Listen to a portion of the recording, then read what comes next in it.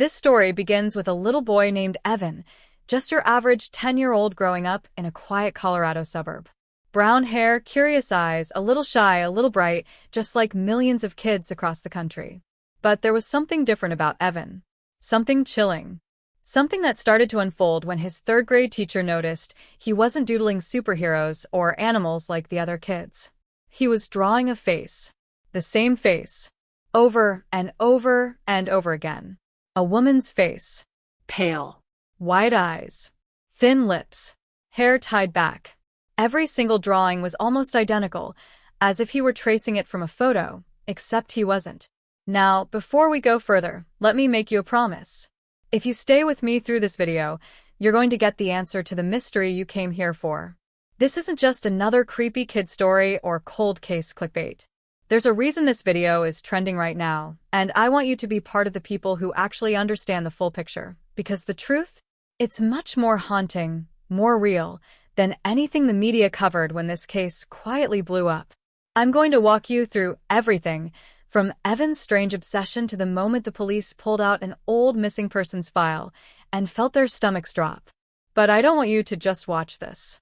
I want you to feel it, to imagine what it would be like if it was your child, your town, your past coming back to life through a crayon sketch. So let's go deep, because the answers? They'll leave you breathless. It all started during the last few weeks of the school year.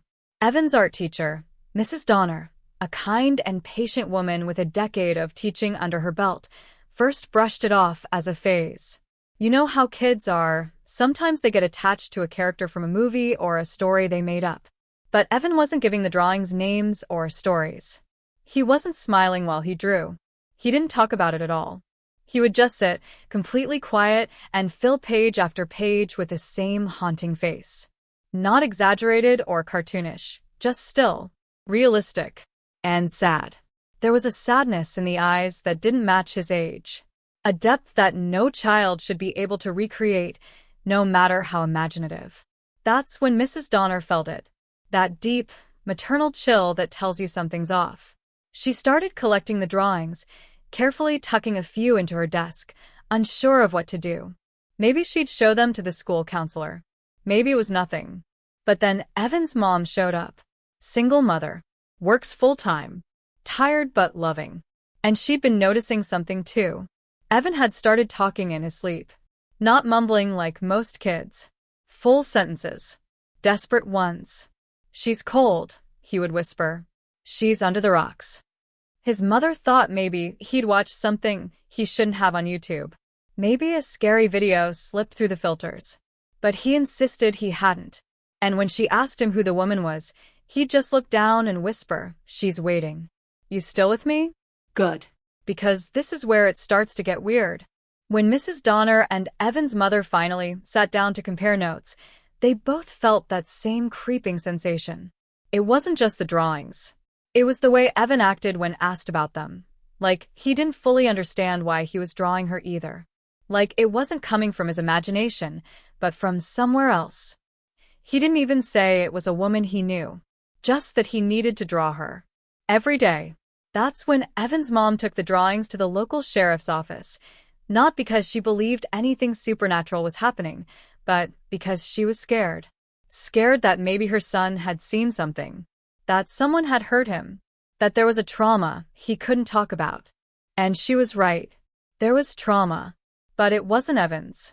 The deputy on duty took one look at the drawings and immediately felt a chill. He didn't say anything to the family then, just thanked them and said they'd look into it. But the moment the door closed, he grabbed one of the department's cold case binders and started flipping. Because the face? It wasn't just familiar. It was practically identical to a woman who went missing 12 years ago. Her name was Mara Talbot, age 28. Last seen hiking near the Colorado-New Mexico border. A case that had gone completely cold despite multiple searches, dead-end leads, and news coverage. Her face had been posted on every telephone pole in the county. And here it was, resurrected, nearly photo-perfect, in a stack of drawings by a boy who wasn't even born when she disappeared. Now, if you're like most people, your brain is probably trying to rationalize this. Was Evan shown a photo somehow? Maybe he came across an old flyer or saw a face in a news article. But here's where it gets impossible. Mara Talbot's disappearance wasn't some high-profile national story. It wasn't featured on Dateline or Unsolved Mysteries.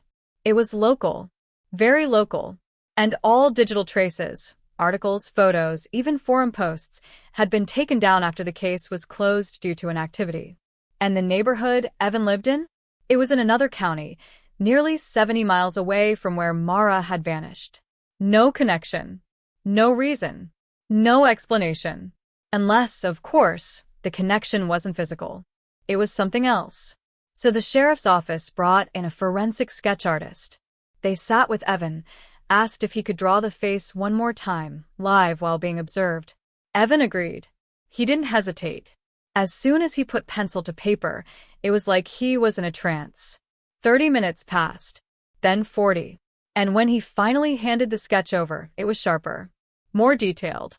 The same eyes, same slight tilt of the jaw. But this time he added something new. A necklace. One no one had ever described in any report. A silver pendant in the shape of a feather. The sheriff's team went back into the evidence locker. They pulled out the personal effects Mara was last seen with. And there it was listed in her belongings. A silver feather necklace. Never made public. Never released in any media coverage. At this point, even the most skeptical officers started to take this seriously. Something was going on with Evan. Something that couldn't be explained by coincidence or suggestion. And that's when the case shifted from a curiosity to an investigation. I want you to sit with that for a moment. Imagine you're a parent and your child, who's never seen this person, never heard of her, never left his town, is sketching her face like she's living in his memory. Or maybe someone else's memory. This isn't the part where we give in to ghosts or fantasy. This is the part where we ask, what is the human brain capable of remembering? Or channeling? And more importantly, what happened to Mara Talbot? Because when detectives finally started retracing her steps, they found something no one had ever searched before. A trail. A single deer path, overgrown and nearly erased by time. Something even the original search dogs had missed. And what they found at the end of it. I promise you, it's not what you think. And it's only the beginning. So don't go anywhere. Because the answer to the question you've been asking, why was this boy drawing that face, is coming. And when it hits, it changes everything. The town of Ridge Hollow wasn't the kind of place where things like this were supposed to happen. Tucked between pine-covered hills and scattered with family-owned diners, mom-and-pop stores, and American flags hanging from porches, it felt like a quiet throwback to a simpler time. Neighbors still knew each other's names. Kids rode bikes past the fire station. The most exciting events were Friday night football games and pancake breakfasts at the church.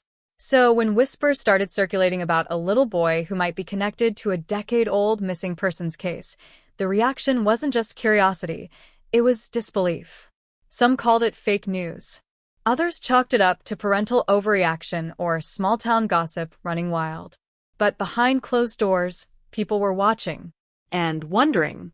Because in the middle of all this noise stood Evan, a 10-year-old boy with no history of behavioral issues, no signs of emotional trauma, no record of any mental health concerns, and a habit of drawing a dead woman's face with chilling precision. People started to look closer. Into his life, his daily routines, his friendships, his family. And that's when the first strange coincidence came to light. Evan's babysitter, a 17-year-old girl named Lexi, who lived just a few streets over, had once attended a wilderness retreat with her church youth group in the same forested area where Mara Talbot vanished. It had been years ago, and Lexi was only about 8 at the time, but when the sheriff's office asked if she'd ever seen or heard about the missing hiker, she swore she hadn't. Still, the detail felt like more than chance. Could Evan have overheard her talking about it? Seen an old photo from that trip? Lexi insisted she had never even heard of Mara until the sheriff came asking. No shared family friends. No photos online. No connection. But the town being what it is, folks started whispering. About Lexi. About her boyfriend. About the woods. About the idea that maybe Evan had seen something while under her care. something he wasn't supposed to. But Evan's mother didn't buy it.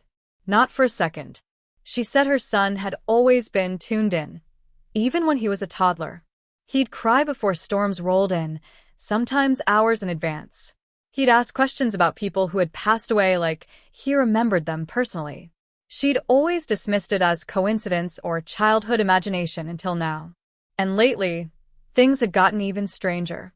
Evan had started waking up at exactly 3:17 a.m. every night. No matter when he went to bed, no matter how tired he was. He'd sit up, eyes open but unfocused, and sometimes he'd mutter things. Not gibberish, full sentences. Don't let her go again. Follow the stream. It's not where they looked. She began to record him, terrified but needing answers. She played one of those recordings for the sheriff.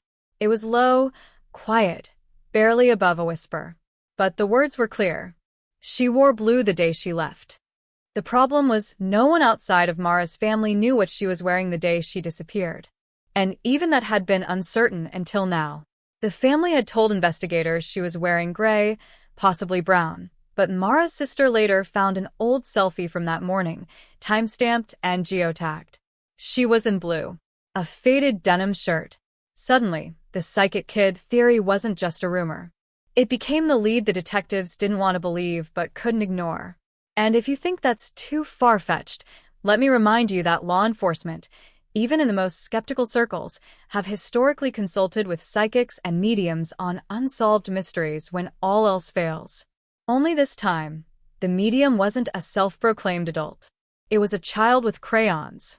And somehow he knew more than he should. At this point, national attention started to turn toward Ridge Hollow. True crime YouTubers picked up the scent. Hashtags like #CreepyKidDrawings and #ColdCaseUpdate started trending on TikTok. Everyone wanted to know, how is Evan connected to Mara? Was it reincarnation? Trauma transfer? A haunting? Or something darker? But just when the story seemed like it couldn't get more bizarre, another twist surfaced, and this one came from Mara's past, not Evan's. Back in 2013, before she disappeared, Mara Talbot had filed a restraining order against a man named Curtis Lowell. He was a seasonal forest guide, known for being charming but unpredictable. According to the documents, he had been following her after a hiking tour they'd both volunteered on. He'd show up at her work, leave notes on her car, but no charges were filed, and Curtis eventually left town when the attention got too hot. He disappeared off the grid for a while, no current address, no social media footprint, nothing. Then, just a few months ago, a woman in southern Colorado claimed she saw someone matching his description living in a cabin near the state park, off an unmarked trail. She didn't report it until the Mara Talbot story started circulating again. Said something about his eyes didn't look right, and that he didn't seem surprised when she mentioned the missing hiker. Police dispatched a search team. They found the cabin. It had clearly been abandoned in a hurry, clothes still hanging, canned food left open, no signs of recent life. But pinned to the wall, above a desk cluttered with books and maps, was a drawing. One of Evan's drawings. The exact same face. Copied. Scribbled in charcoal on yellowed paper. No explanation. No signature. Just that same wide-eyed, pale woman staring out into the void. Now, I want you to stop for a second and really think about that. Because if Evan had never met this man, and Curtis Lowell had never seen Evan, or even knew about the boy, how did he have a drawing that Evan created? Or was it the other way around? Could Evan have somehow seen what Curtis had drawn before it even became public? And if so, how? This is where the story stops being just about a boy and a missing woman. It becomes about something larger. About memory. About connection. And about the terrifying possibility that Evan might not be acting alone in this. As if that wasn't enough, a new layer was added when the FBI quietly stepped in. They reviewed every known interaction Mara had in the 6 months before she vanished. One stuck out. A wilderness therapy retreat she briefly worked at, a camp for troubled teens located deep in the foothills. No one thought much of it at the time, but one of the teens from that program, a boy named Noah Kessler, had also disappeared a year later under mysterious circumstances. No foul play ever proven. No body found. But now, someone had connected the dots. And here's where things get truly unsettling. Evan's father, who had been estranged and out of the picture since shortly after Evan was born, had once worked at that same retreat. A detail Evan's mother never mentioned because, in her words, he was never really part of our lives. Except now, that absence felt more deliberate than distant. Could Evan be channeling something through blood? Memory? Is it trauma passed through generations? Or something else entirely? The coincidences are piling up. Too fast. Too detailed. Too intimate. And each one raises more questions than answers. Why does Evan know these things? Why now, all these years later? And what else is hidden beneath the surface? About Mara, about Curtis, about Evan's own father, that hasn't come to light yet. But perhaps the most disturbing clue of all came just days ago, when Evan drew something new. Not a face this time. A location. A clearing in the woods. A rock formation. A single tree, bent at the top like it had been struck by lightning. No one knew what it meant, until a retired firefighter watching the news from 2 states away called in. Said it looked eerily familiar to a spot he'd seen while helping in the original search for Mara. A spot no one ever reached because the terrain was considered too unstable. That firefighter gave exact coordinates. And now, search teams are preparing to go back, this time with cadaver dogs, thermal drones, and shovels. So the question isn't just, who is the woman Evan keeps drawing? Anymore. We already know that. It's Mara. The real question is, how does he know where she is? And, maybe even scarier, what will they find when they get there? And, trust me, you're not ready. The moment the search team set foot into that dense, overgrown area, led by the coordinates Evan had seemingly pulled from some unknowable place, everything started to change. The air grew heavier. Radios lost signal. Even the seasoned officers admitted that something about that part of the woods felt off. It wasn't just the physical challenge of maneuvering through the brush or the steep drop-offs hidden beneath thickets of fern. It was the feeling, the eerie silence, the way the wind stopped moving. As they approached the bent tree from Evan's drawing, hearts pounded. The tree was real. The jagged stone formation beside it was real. Even the patch of disturbed soil nearby matched what Evan had sketched days earlier in charcoal. A shiver ran down the spine of one of the K9 handlers. They'd found the place. And then, just as one of the dogs began to bark, signaling something buried beneath, the ground was empty. No bones. No remains. No torn clothing or necklace or wallet. Just dirt. As if someone had gotten there first. That's when everything started unraveling. The search was supposed to be discreet. Local authorities had sworn it wouldn't leak until after a forensic team confirmed anything substantial. But somehow, within hours, news vans were parked along the highway. Drones buzzed overhead. A few conspiracy TikTokers even made it into the perimeter, shouting about portals and reincarnation and government cover-ups. And while the noise grew louder online, under hashtags like #MissingWomanUpdate and #PsychicKidMystery, someone else was working quietly in the shadows to erase the trail. That same night, when investigators returned to review the case file at the station, they discovered something chilling. The original sketch Evan had drawn, his first one, the one his mother brought in as evidence, was gone. Not misfiled. Not misplaced. Missing. No digital scan. No copy. Vanished. At first, suspicion fell on the mother. Maybe she was overwhelmed. Maybe she had second thoughts and pulled it from the folder. But the surveillance system at the station showed otherwise. A shadowy figure entered the evidence room at 2:13 a.m. No ID badge scanned. No record of entry. The camera glitched right as the person moved toward the locker, and then it cut. Exactly 13 seconds of lost footage. When it returned, the cabinet door was ajar and the sketchbook was gone. No fingerprints. No broken locks.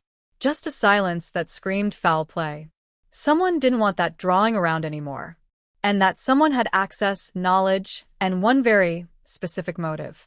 Meanwhile, back at home, Evan changed. Not dramatically, he didn't start levitating or speaking in tongues. But the light behind his eyes dimmed. He stopped drawing. He grew quiet, withdrawn. At night, he no longer woke at 3:17, but now, he wouldn't sleep at all. He just stared out the window, sometimes whispering to himself, sometimes crying softly without explaining why. His mother tried everything. Therapists, family, even a priest who blessed the house. Nothing worked. And then, one night, she found a new drawing tucked under his bed. It wasn't of Mara this time. It was of her, his mother. Except her eyes were dark, hollowed out, and she was standing in the forest alone. The same bent tree behind her. Terrified, she confronted Evan, but he wouldn't answer. He just muttered. He said not to tell. When she asked who he was, Evan simply said, "The man who came back." No one could figure out what he meant. But someone did come back, at least according to one very shaky witness. A hunter, passing through the edge of the forest near Ridge Hollow, claimed he saw a man in ragged clothing standing near the riverbank, staring down into the water. Said he looked dirty, thin, but not homeless. More like someone who'd been hiding. When police showed him photos, he pointed to one immediately. "That's him," he said. It was Curtis Lowell. But by the time they returned to the spot, he was gone. And here's where the betrayal comes in. Because just as the sheriff's office was about to launch a new search, one of their own, Detective Mills, who had been unofficially leading the cold case since the start, was abruptly pulled off duty. Suspended, pending internal investigation. The charge? Improper handling of witness statements. But people inside the department said it was something else. That Mills had been sitting on evidence. An old voicemail Mara left for a friend the night she vanished. It had never made it into the case file. And in that voicemail, Mara said she was scared. She didn't mention Curtis. She didn't mention being followed. She mentioned the camp. She said, "They're lying. I found something. If anything happens to me, it's because of them." And them, according to what little we know, was the camp administration. Which, if you remember, included Evan's estranged father, David Klein, a man whose name has never once been connected to the Mara Talbot case, until now. But it's unclear whether Mills hid that voicemail to protect someone or to protect himself. Because Mills also did security consulting for that same camp the year after Mara left. It's all starting to link. Messily. Dangerously. And with every new piece of the puzzle, it becomes harder to trust anyone involved. At this point, Evan's mother is begging authorities to keep him away from media, but it may be too late. Someone's watching him. Cameras have caught unfamiliar cars parked near their cul-de-sac. Drones fly over the backyard at night. She even found a strange note slipped under the windshield of her car. No name, no threats, just a sentence written in red ink. "Stop digging, or they'll bury more than the past." Now the story isn't just about Evan. It's about cover-ups, secrets, betrayals that run deep, about people trying to shut down a truth that refuses to stay buried. Because the more you look into this case, the more it feels like someone or something is determined to keep Mara Talbot's story from being told. But what if the truth is already out? What if Evan's not predicting anything anymore, but reliving it? And just when you think the nightmare can't go any deeper, Evan disappears from his bedroom. No broken window. No forced door. No signs of a struggle. Just a single drawing left behind on his pillow. And this time it's not a face. It's a map.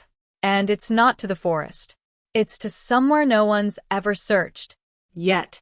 The day after Evan vanished, panic swept through Ridge Hollow like a wildfire. His mother was inconsolable, her grief sharp enough to silence even the most cynical voices online who had dismissed the story as a publicity stunt or overblown urban legend. Now, it wasn't just about creepy kid drawings or cold case clues.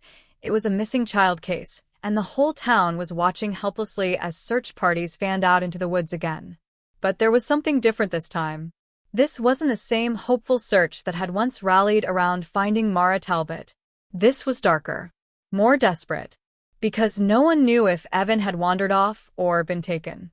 And then something happened that no one expected. Someone else received a message. Someone who hadn't spoken publicly at all since this nightmare began.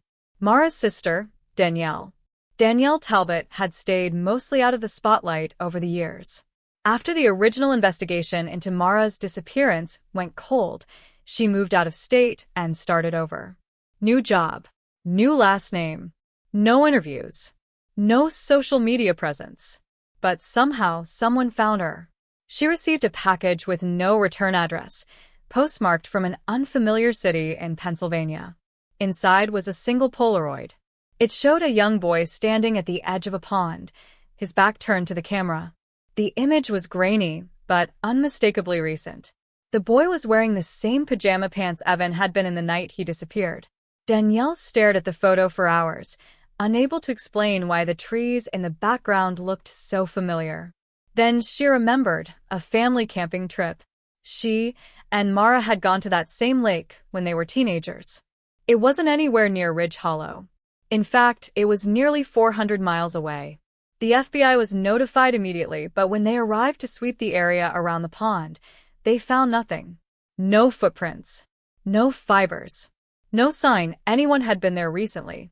And then, just before the agents were set to leave, one of the officers spotted something tucked into the hollow of a tree. A fragment of a drawing. Torn.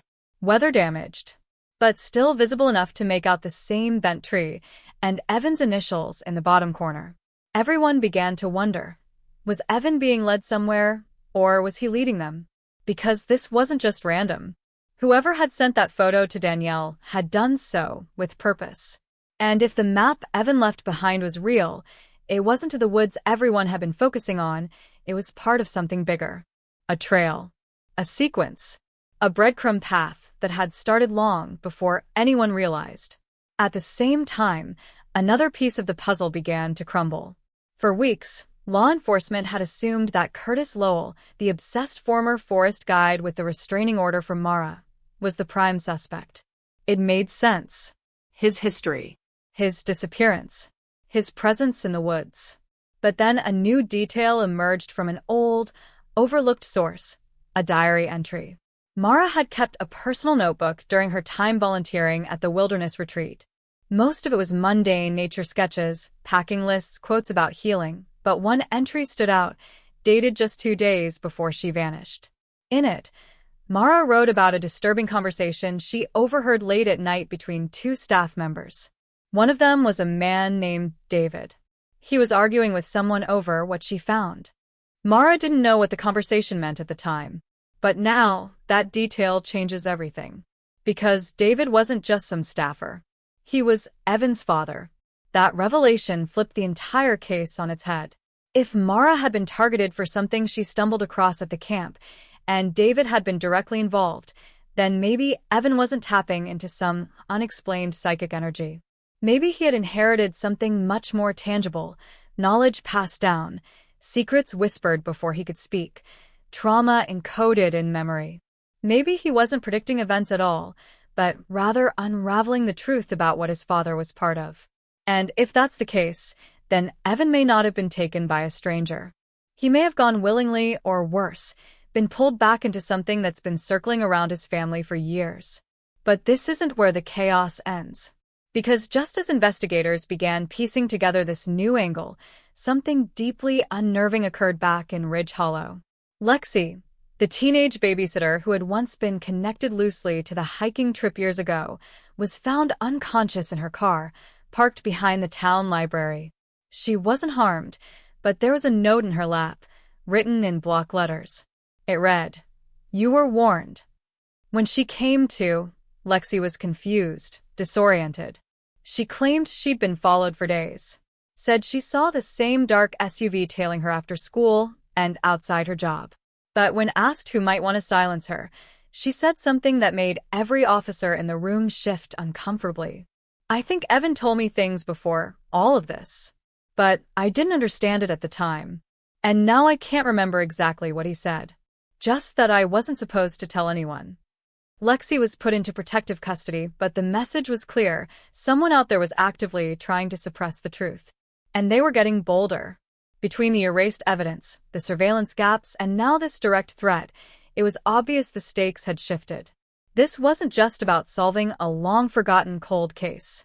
It was about stopping whatever truth Evan had accidentally or intentionally exposed. And just when the threads seemed as tangled as they could get, another twist shattered what little sense of clarity remained. A digital forensic expert, digging through archived server logs from the camp's old internal system, found a strange data dump labeled only July_session_13. Inside was a corrupted audio file, barely listenable, but when cleaned up, parts of it became clear. A young boy's voice crying. A woman's voice, trying to calm him. Then a man's voice, whispering urgently. He sees her again. Don't let him talk. The file's timestamp? July 13th, 2013, the same weekend Mara vanished. Now the timeline is collapsing, and the mystery only deepens. What session? Who were those voices? Was Evan somehow present back then as an infant? Or was the voice in the file someone else entirely? And if Evan truly saw her again, what does that mean? In memory? In vision? In truth? Because the most terrifying possibility no one wants to admit is that Evan isn't just part of the story. He might be the key to unlocking all of it. But the deeper we go, the darker it gets. And someone out there is willing to do whatever it takes to stop us from finding what's buried next. By the time the fourth day passed without any sign of Evan, the mood in Ridge Hollow shifted from hopeful determination to something far more ominous. There were no ransom demands, no sightings, no trail. Just dead ends and bad dreams. And then something happened that tore through the fragile sense of control everyone was clinging to. Evan's mother, who had remained under constant watch by local authorities and a private security detail, vanished without a trace. One minute she was in her kitchen, standing at the sink, caught on a home security camera pouring a glass of water. Less than 60 seconds later, gone. The water was still running. Her phone was on the counter. But there was no forced entry, no noise, no struggle. Just an empty house and a silence that screamed louder than any alarm. The footage was checked frame by frame, and what it showed was chilling. At 2:17 a.m., the camera glitched, then flickered back. She had simply disappeared in the space between two frames. This wasn't something that could be explained away by error or editing. This was something designed to leave no trace. And now, with both Evan and his mother gone, everyone realized what had taken root here wasn't just a tragic story or a misunderstood psychic phenomenon. This was calculated, coordinated, dangerous, and growing fast. Danielle Talbot, already shaken from the anonymous package and Evan's disappearance, received a second Polaroid. This one was different. It didn't show Evan. It showed the back of a woman, her sister, Mara, wearing the same sweatshirt she'd been seen in the night she vanished. But what made Danielle freeze was the setting. The trees. The hills. The angle of the shot.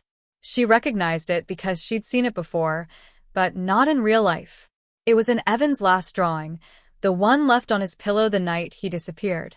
Somehow, whoever had taken the photo was now inside the vision Evan had drawn, long before the photo was even sent. And that meant only one of two things was true. Either Evan's drawings were predictions of the future, or someone was using them to stage scenes and manipulate the people chasing this mystery into believing something much darker. Either way, it meant someone was watching Evan so closely. They were steps ahead at every turn. As the investigation widened, a new name began to surface, one that had barely appeared in any official report before. An old maintenance worker named Ray Hollis, who had worked at the wilderness retreat for less than 6 months before quitting abruptly. No background. No digital footprint. No family listed. But someone remembered him because of one strange detail. He never clocked in through the front office. Always arrived early, left late, and often took long nature walks alone. When police tried to locate him, they discovered his last known address, an off-grid cabin in the woods, had burned to the ground 2 years ago. No one knew how or why. But a charred file cabinet survived the blaze, hidden beneath collapsed flooring. Inside it were dozens of sketches, faces, maps, twisted trees, and one recurring symbol that sent chills down every investigator's spine. A triangle with an eye in the center. It matched a pendant found in Mara's camp locker. It matched a symbol Evan had once scribbled in the corner of his math homework. Something was connecting these people across time, across events, across missing files and erased video. Meanwhile, Lexi, still under police watch, started waking up with bruises on her arms she couldn't explain. She insisted she wasn't sleepwalking, and nothing in the room showed signs of restraint or struggle. But the bruises were always in the same pattern, 3 parallel lines, evenly spaced, as if something with claws had tried to pull her. She tried to brush it off as anxiety, until the night she found a note under her pillow. It wasn't handwritten. It was typed. "We warned you once. Do not follow the map." That night, she refused to sleep. She sat with her back to the wall, watching the hallway, heart hammering with every creak and shift of the house. But nothing came. Just that same crushing feeling of being hunted by something you couldn't see. And then there was Danielle's dream, or maybe it was something else entirely. She swore she saw Evan standing at the end of her bed. His mouth didn't move, but she heard his voice clear as day. He's not what he says. He wears the face, but it's not him. Don't trust the one who remembers too much. When she woke, the alarm clock read 3:17 a.m. That number again. And now, every person tied to this case was looking over their shoulder. No one was sleeping. No one trusted the silence anymore. Every creak in the house, every car parked too long near their driveway, every glitched frame of footage, they all carried the weight of something watching, something planning. And worse, it was starting to look like every lead, every drawing, every audio recording wasn't just a clue but a trap, designed to pull them deeper, designed to expose them. And if someone was orchestrating this from behind the scenes, then they had just played their boldest move yet. Because that map Evan left behind, the one everyone assumed pointed to his location, was decoded by a federal analyst using a topographical overlay. It didn't match any known trail in Ridge Hollow. It didn't point to the woods, the lake, or even the burned-down cabin. What it mapped perfectly was the underground tunnel system beneath the old campgrounds. A system that had been sealed for over a decade after a structural collapse killed 2 workers and was quietly buried from public record. But now that map was back. Evan was missing. His mother was gone. And the only person who might have known the truth might not be who they claimed to be. Because right before Danielle left her home under protective escort, she found something tucked behind a painting in her hallway, a drawing. Another one. Not from Evan. From Mara. Her name was on it. The date was clear. The drawing? A child's face. And that child looked exactly like Evan. But Evan hadn't even been born yet when Mara disappeared.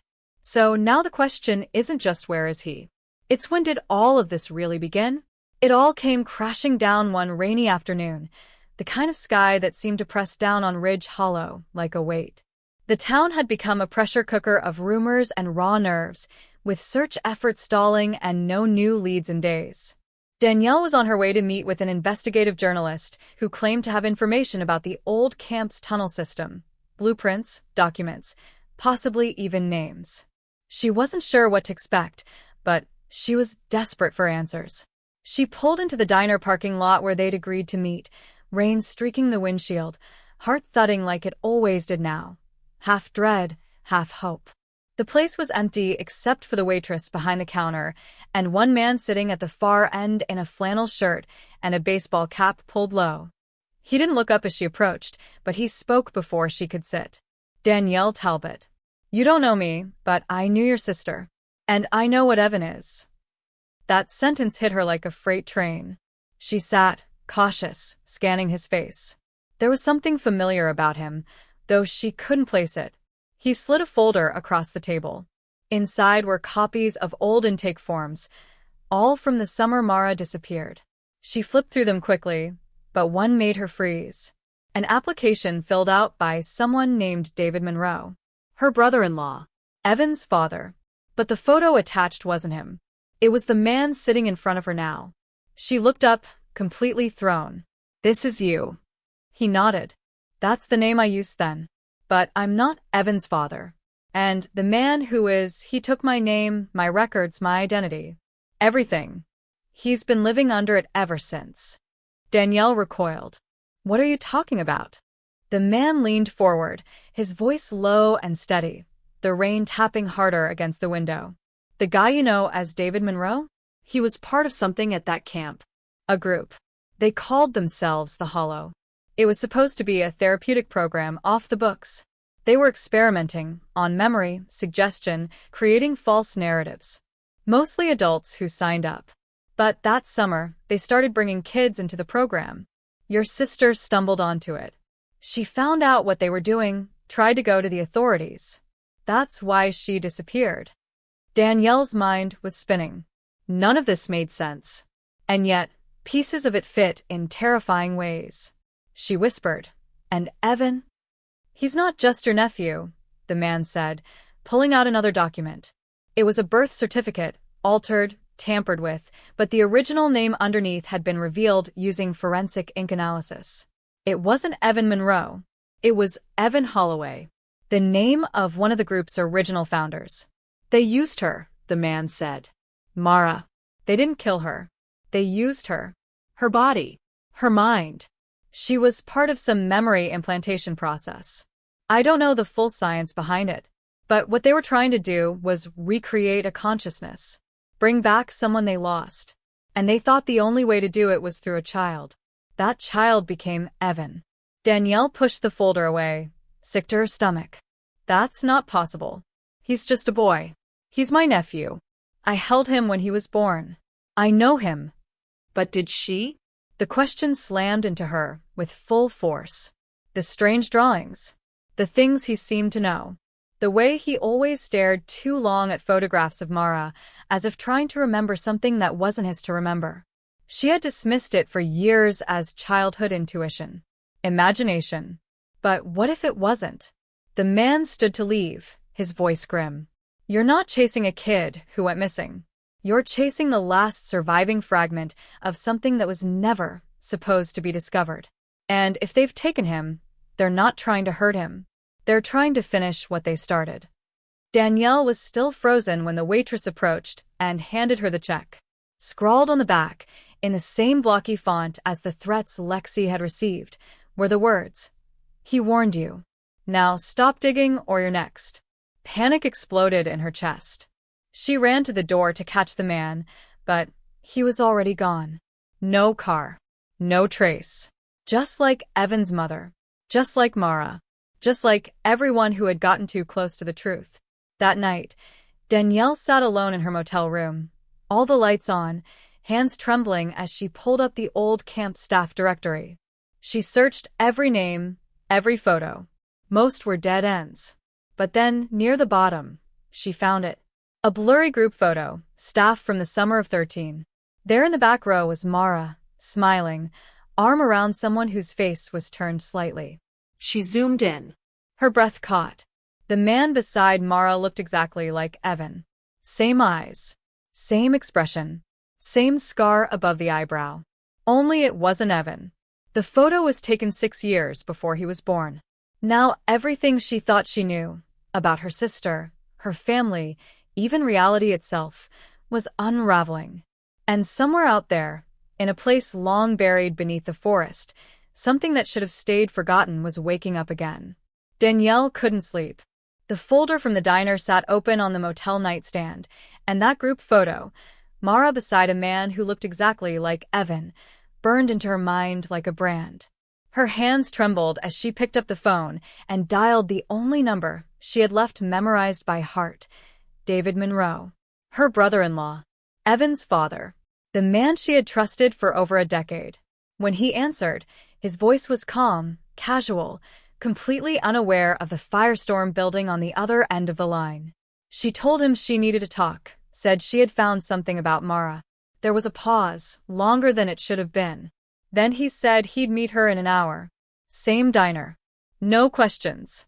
When he walked through the door, nothing about him looked different. Same faded jeans, same tired face, same quiet tone. But something in his eyes, something subtle, set off every alarm in her body. She handed him the photo, without a word. He stared at it for a long time, and for a moment, she thought he might lie, thought he might deny it. But instead, he slid it back and whispered, "You weren't supposed to find this. That simple admission cracked the entire foundation of Danielle's world. She demanded answers. He didn't give her many, just enough to make her blood run cold. He confirmed the program existed, that Mara had been part of it, and that Evan had been born during one of its final experimental cycles. That much she already suspected. But then he said something that shattered everything. They told us he'd be a vessel, a clean slate. But he wasn't.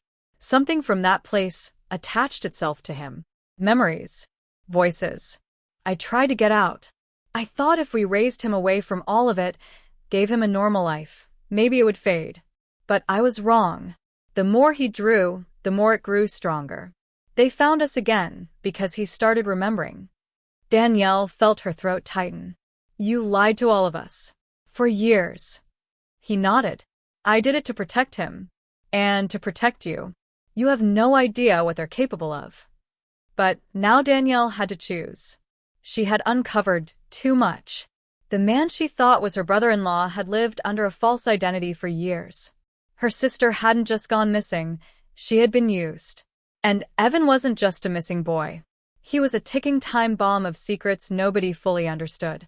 Yet despite it all, Danielle couldn't bring herself to walk away. She couldn't unsee the photo. She couldn't forget the Polaroids. Or the map. Or the drawing she had found with her name on it. And then David gave her the ultimatum. One that nearly broke her. I know where they took him, he said, voice raw. I know how to get inside. But if you go there, you can't come back the same. You can't tell anyone. And if you try to take him out before it's done, there's a chance he won't survive. Or worse, he'll bring something out with him. Danielle couldn't breathe. Her heart pounded in her ears. He was asking her to choose between risking everything to save her nephew or leaving him in the hands of the very people who had stolen her sister's life, trusting that somehow they weren't lying again. The thought of walking away made her sick. But the thought of pulling Evan from that place and triggering something bigger than she could understand, that terrified her even more. To make it worse, the moment she left the diner, her phone buzzed. A single text from an unknown number. You're not the only one looking for him. They will use you to find the door. And when they do, you won't be able to close it. She didn't know what it meant. But that night, she found her car broken into. Nothing was taken. Except for the map. Now someone else had it. And someone else knew exactly where Evan was. The storm had rolled in faster than the forecast predicted. Thick black clouds choking out the last light of day as Danielle drove through the winding forest roads, her knuckles white on the steering wheel. Her GPS had long since lost signal, and the only guide left was memory, the same path she and Mara used to take during their teenage summers, before everything turned to ash. The silence was heavy, broken only by the creaking branches swaying in the wind.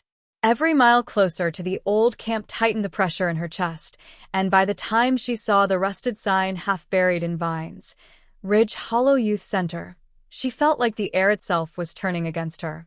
She pulled into what was left of the gravel lot, headlights catching the outline of David's car, parked but empty. There was no signal, no one to call, no one left to trust. And yet, part of her still believed this was the only path forward. She stepped out, flashlight in hand, heart pounding in her throat as she followed the overgrown trail toward the camp's main lodge. It had long since collapsed, roof caved in and splintered beams jutting out like broken ribs. But the foundation still stood, and somewhere beneath it, so did the tunnels. David had given her one last instruction before he disappeared. If you hear anything, voices, even ones you recognize, don't respond. It's how they find you. She didn't understand what he meant, not until she found the hatch under the ruins. It wasn't locked, just rusted shut from years of decay. She pried it open, and the cold hit her like a wall. Not just the temperature, something deeper, older. A silence that seemed to press against her skin like static. She descended the iron rungs into the dark, the flashlight beam jittering over damp walls and faded murals of smiling children. There were too many tunnels, far more than she expected. Some blocked by rubble, others too narrow to pass. And scrawled along the walls in thick black ink were symbols she didn't recognize. Spirals. Circles. Human eyes drawn with disturbing precision. All of them pulsing with a strange energy, as if freshly painted. Then she saw the photo, taped to the wall at eye level. It was one of Mara, not a copy, but the original. Danielle knew it instantly because she was the one who took it all those years ago. The edges were torn, but the date on the back was unmistakable. How it had gotten here, she couldn't fathom. That's when she heard footsteps behind her. She spun around, light flaring into the dark, only to find Lexi. For a second, relief washed over her. Lexi had gone dark for days, ignoring every call and message. Danielle had feared the worst. But now, here she was, dirt on her jeans, eyes wide but dry. Except something was off. Too calm. Too still. I had to come, Lexi said softly. I had to see for myself. Danielle moved closer, careful. How did you find this place? Lexi smiled, tired, hollow. They sent me the same map. 2 weeks ago. I didn't tell you, because I knew you'd try to stop me. Then she reached into her jacket and pulled out the drawing. Evan's latest one. The same face. Again. Only this time, it wasn't just the face. There were names on the paper. And Danielle's was one of them. Lexi whispered, I think they've known about you since the beginning. Before Danielle could respond, lights blinked on down the tunnel. Not from her flashlight, but flickering bulbs that shouldn't have worked after all these years. Mechanical. Controlled. Somewhere, a generator had roared to life. They weren't alone. Lexi grabbed her arm, panic finally showing in her face. We need to go. Now. But it was too late. A low hum began to vibrate through the floor. Doors hissed open at the far end. Voices echoed down the hall, not yelling, chanting. And then, emerging from the shadows, a figure Danielle hadn't seen in years, her mother. She froze. Confusion shattered into terror. Her mother had died 5 years ago, buried with a closed casket, mourned in silence after a long illness. Yet here she was, walking slowly, dressed in a hospital gown, her eyes distant but unmistakably alive. Danielle's breath caught in her chest, her knees buckling. No, she gasped. You're not real. Her mother didn't speak, just pointed, down the hallway, where another figure appeared. David. Except now he wasn't hiding anything. He was dressed in black, wearing the same insignia as the symbols on the wall. The hollow. He stepped forward, calm and emotionless. I told you not to come back here, he said quietly. But now that you're here, we need your help. Lexi started backing away, trembling. You lied to us, she hissed. You were part of it this whole time. David's expression didn't change. I never lied. I just didn't tell you everything. Because you wouldn't have understood. Until now. He raised a hand and 2 more figures emerged from the tunnel. Scientists, maybe. Or doctors. Holding tablets, devices that glowed with data Danielle couldn't read. You were right about Evan, David continued. But you were wrong about why. He's not a victim. He's a doorway. And that doorway is about to open. Danielle screamed at him. What did you do to my sister? What did you do to my family? And then her mother finally spoke. Her voice wasn't her own. It came from somewhere else, something inside her. We never left you, Danielle. You were always part of this. We just needed you to remember. The walls pulsed. The hum grew louder. And far off, deeper in the maze, a child's voice began to sing. It was Evan. And he wasn't alone anymore. Danielle had always thought that when the truth finally came, it would bring her some kind of peace. A sense of resolution or, at the very least, clarity. But standing in the center of the darkened chamber, surrounded by machines still pulsing faintly with blue light and walls echoing with fragments of long-forgotten memories, she realized there was no comfort in the answer she'd found. The face Evan had been drawing for months, the same face that haunted her dreams and filled entire notebooks, was not a person. It was a place. Or rather, a point in space where something had once happened, something that had left a scar deep enough to bleed across generations. That face was a symbol of entry, a portal, and Evan, whether he knew it or not, had been guiding them back to where it all began. Danielle stood frozen, her eyes locked on the ancient monitor that still flickered with grainy footage from decades ago. In the clip, Mara was there, young, alive, terrified, holding a child in her arms as something on the other side of a glass door banged to get in. She screamed one word over and over, distorted by static. "Don't open it." And then the tape ended. That was the moment Danielle stopped searching for more evidence. Because she finally understood. They hadn't stumbled onto a mystery. They had reopened a wound. Lexi burst through the chamber door with Evan in her arms, both of them breathless and covered in dust. "He found it," she said between gasps. "The real room. The one from the drawings. It's under this building." Danielle's heart dropped. All this time, they thought the source had been in the woods, in the camp, in the abandoned tunnels. But it was beneath them the entire time, waiting like something buried alive. Without a word, they moved together, their footsteps silent against the cold metal floor, until they reached the service elevator that hadn't worked in years. But now, somehow, it did. The doors opened with a hiss, as if welcoming them.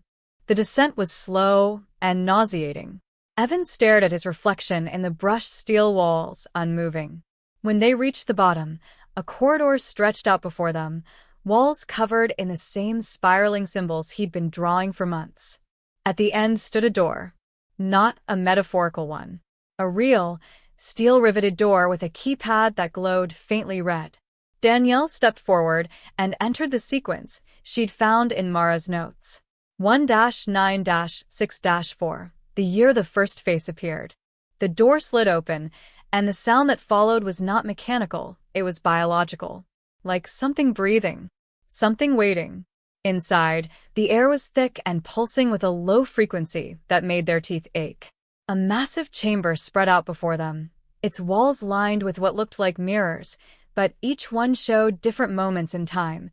Children drawing in classrooms, families sitting at dinner tables, faces looking back with empty eyes. It was a hall of reflections, but not theirs. Someone else's memory.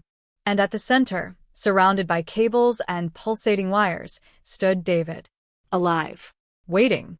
His face was thinner now, stretched tight over bone, his eyes wide with the kind of madness that only comes from knowing too much.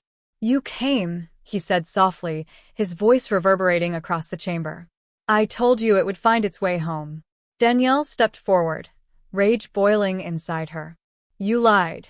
About everything. About Mara. About Evan. You used all of us." David didn't flinch. "I did what I had to do. You think this is about family? About closure? This is evolution. Consciousness isn't a straight line, it's a loop. And he gestured to Evan, is the first to complete it." Evan walked slowly toward the center, drawn like a magnet, his hands trembling. Danielle moved to stop him, but the floor shifted beneath her like liquid glass. She stumbled, catching herself on a nearby console, and that's when she saw it. The real control panel. Dozens of inputs, each labeled with a name. Not just Mara. Not just Evan. Hers. Lexi's. Dozens more.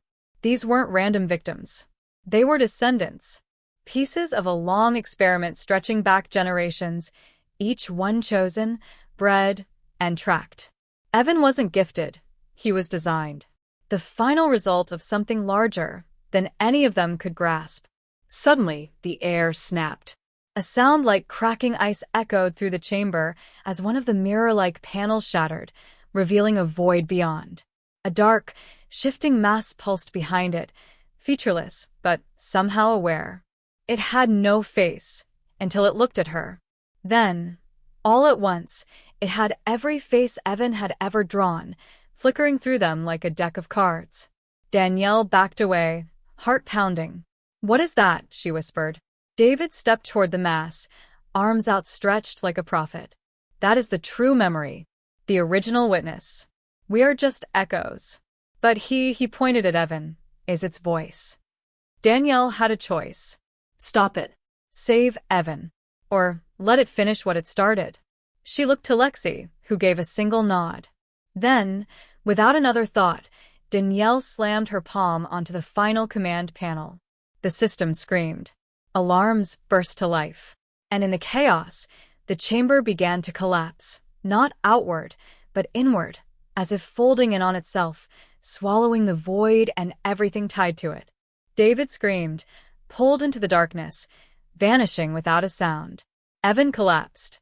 And just like that, the mirrors cracked. The noise stopped. The chamber was gone. Or perhaps it had never been there at all. But as Danielle pulled Evan into her arms and carried him toward the surface, one thought gnawed at her mind. If Evan was the final piece, then what came next? Because as they emerged into daylight, back into a world that suddenly felt too quiet, she noticed a child across the street sitting on the curb with a sketchpad in their lap. Drawing. And the face? It was hers. Danielle's hands trembled as they hovered over the manual override switch, the red glow illuminating her face in pulses like a dying heartbeat. The ground shook beneath her, the hum from Evan's chamber now a full-blown resonance, like something deep inside the earth was groaning awake. Behind her, David screamed for her to stop, but his voice was barely audible over the crescendo of alarms and crumbling concrete. She looked back one last time through the observation glass. Evan's small frame stood still at the center of the storm, his mouth open in a silent cry, the drawings on the wall flickering with a violent, otherworldly light. This wasn't about experiments or secret programs anymore. It was about breaking a cycle. About closing a door that should never have been opened in the first place. Danielle knew, in that final moment, that if she didn't shut it down, none of them would walk out of this alive. She slammed the switch down with all her strength, and the world seemed to collapse in on itself. There was no explosion. No Hollywood fireball. Just sudden, absolute silence. The humming stopped. The lights died. The air grew still, so unnaturally still it made Danielle's ears ring. A faint blue glow blinked once, twice, then disappeared altogether. For a few seconds, she thought she had gone deaf. Then she heard Lexi call her name from somewhere behind the smoke, coughing, stumbling toward her. David was gone. Whether buried in the collapse or swallowed by something deeper, neither of them ever saw him again. When they reached the observation room, Evan was on the floor, unconscious but breathing, his body curled up like he had just woken from a long nightmare. The drawings were gone. Every wall was bare, wiped clean as if nothing had ever been there. It took weeks to explain everything to the authorities, though Danielle quickly realized that no one really wanted to believe what had happened. The facility was sealed, the location deemed hazardous and unstable. The files they had collected disappeared into the hands of men in suits who never gave names. Lexi went quiet afterward, moving to Oregon to be with her cousin and leaving behind her phone, her social media, everything. She said she just wanted peace. Danielle couldn't blame her. She stayed with Evan, who never drew another face. But sometimes he would wake up at night crying, whispering about a voice that called to him from under the floor. Each time, Danielle would sit by his bed, hold his hand, and remind him, that door is closed. Years passed. The world moved on. But something inside Danielle never quite settled. She returned to the house where it all began, the childhood home where the drawings first started. It was condemned now, set for demolition. She walked through the empty halls, memories brushing past her like cold drafts, Mara's laugh echoing faintly, the feeling of warm sunlight in the kitchen, the old basement door that still creaked the same way it always had. She went down alone, the flashlight beam trembling in her grip. There, on the wall behind the furnace, she found one last drawing. Not made by Evan. It was older, faded and half-erased. But unmistakable. It was her face. Younger, scared, eyes wide, and standing behind her in the picture was Mara, holding a finger to her lips. A warning. Or a promise. Danielle touched the wall and felt something stir behind it. Not movement. Not noise. Just a pressure. Like the memory of a breath. She stepped back, heart racing, and left the basement for the last time, boarding up the door behind her. Some doors don't need to be opened. Some answers aren't meant to be known. And sometimes, The real mystery isn't who's behind the mask, but why we keep drawing it again and again, across generations, across minds, across time. In the end, the files were never leaked. The truth never reached the media. But every once in a while, when a child somewhere in the country begins to draw the same face over and over again, always the same eyes, always the same crooked smile, those who remember Ridge Hollow know what it means. The door may be closed, But it was never locked, and it never really belonged to us. If you're still here, still watching, remember this wasn't just a story. You came for answers, and now you have them. Or maybe just enough to start asking better questions. Because sometimes the face isn't something they see, it's something that sees them.